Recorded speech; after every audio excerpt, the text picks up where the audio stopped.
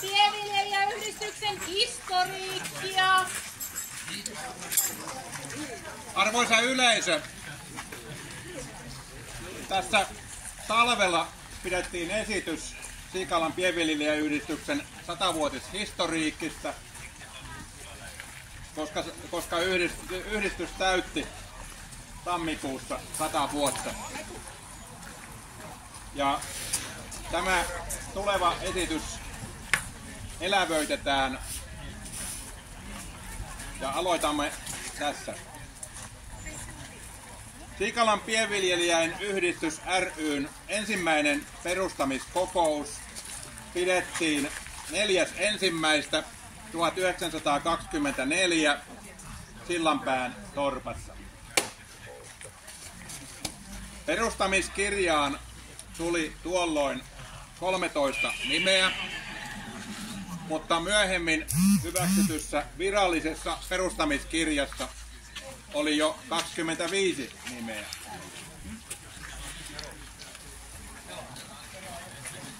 Siikalan koulusta tuli yhdistyksen toiminnan keskipiste.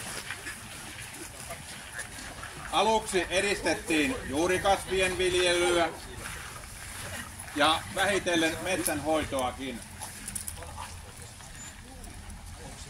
Koululla järjestettiin monia maa-, metsä- ja karjatalouteen liittyviä kursseja, joiden osanottajista on säilynyt muutama valokuva.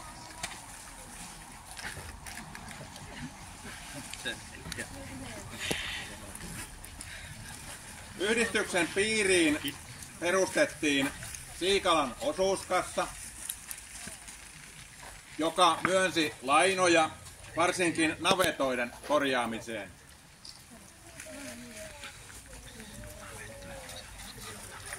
Myös politiikassa oltiin alkuaikoina mukana.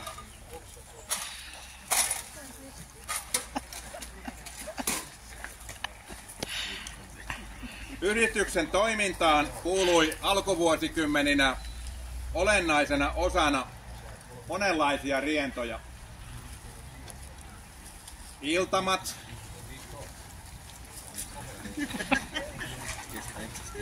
kurssit,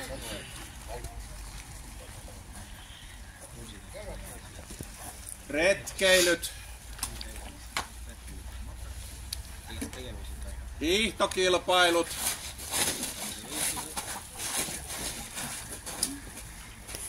vaikuttamiset yhteisiin asioihin ja talkoot, joita vieläkin tarvittaessa pidetään.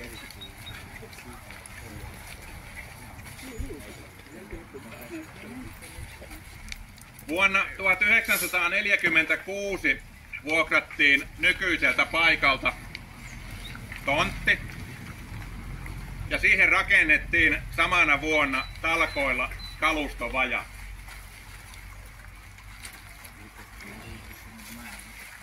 Joulukuussa 1948 tontti ostettiin omaksi.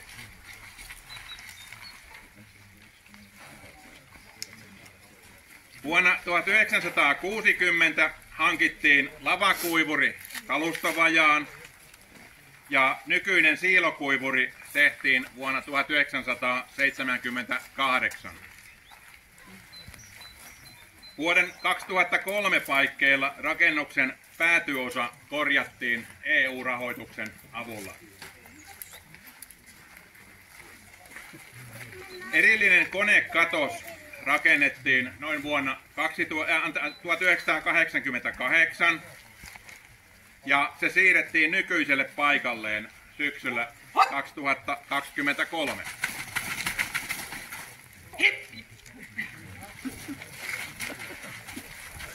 Lisäksi tontille kuuluvalle metsäpalstalle on rakennettu laavu, jota myös paikallinen metsästysseura käyttää.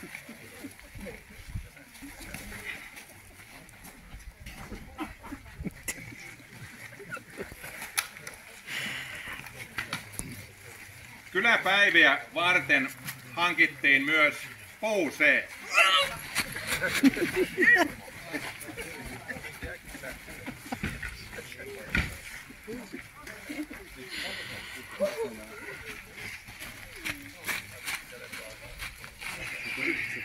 Kuivurin tontilla on vuodesta 1991 asti ollut hyötyjätepiste.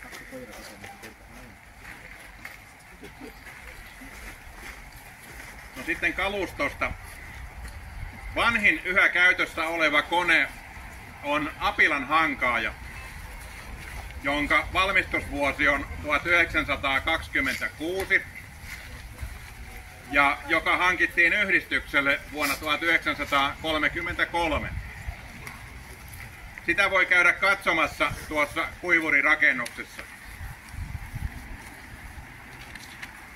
Välillä karsittiin pois lähes kaikki maanviljelyksen ulkopuolinen kalusto, mutta nyt listalla on pääasiassa muita kuin viljelyskoneita. Traktori kuului kalustoon vuosina 1955-1977.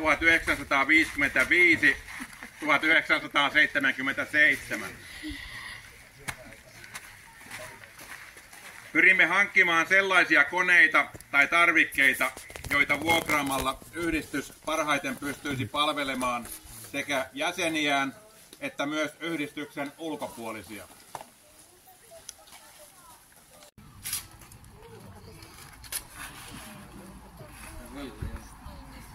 Jäsenistöstä sitten puheenjohtajia on koko aikana ollut vain 7. Heistä paikalla on nyt 4. Pertti Mäki,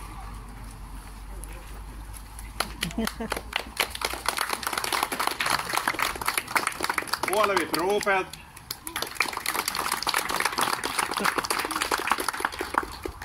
Jukka Jelm ja Timo Mäki.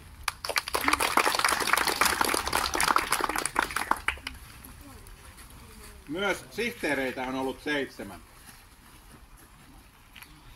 Virallinen naistoimikunta perustettiin 1949, mutta se ei ole enää ollut aktiivisena ja sen on nyttemmin korvannut kyläjaosto. Kyläjaosto aktivoitui, kun ensimmäiset kirpputorit pidettiin uudistetussa kalustosuojassa noin parikymmentä vuotta sitten. Kirpputori laajeni ajan mittaan nykyiseksi kyläpäiväksi.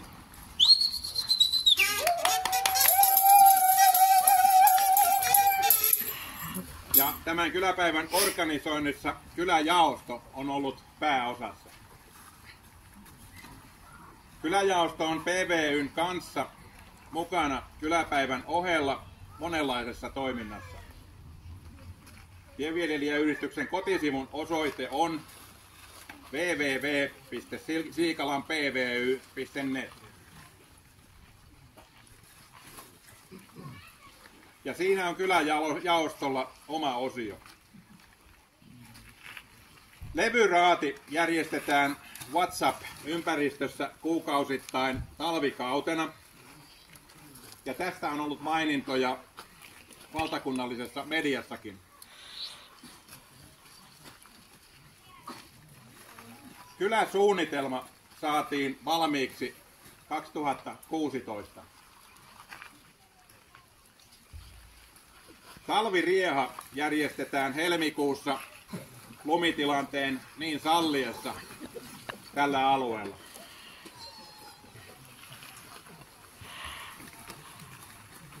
Näin lopuksi voimme todeta, että Siikalan kylässä on pidetty yhtä jo 100 vuoden ajan ja näin tapahtuu myös jatkossakin.